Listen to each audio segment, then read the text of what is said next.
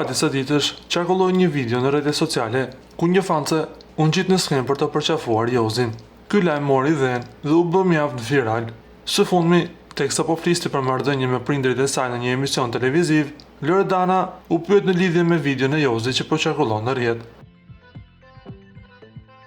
Ish-banorja ka reaguar pas lajmeve që qarkullojnë në mediat ros ku thuhet se Jozi tashmë është në një romanc të re.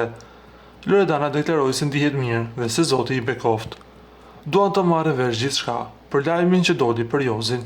Më thanë si ndihesh, thash shumë mirë, Zoti i bekoft. Si ndihem, nuk më bëre asnjë përshtypje, thash shkurtimisht Loredana. Dy ish-banorët e shtëpisë më të famshme në Shqipëri këtë edicion e nisën romancën brenda shtëpisë më të famshme në Shqipëri, por me sa duket, nuk është finalizuar me sukses. Edhe pse Loredana para disa ditësh publikonte foto me këngët e Jozit, por me sa duket, ky i fundit ka vazhduar jetën larg Loredanës.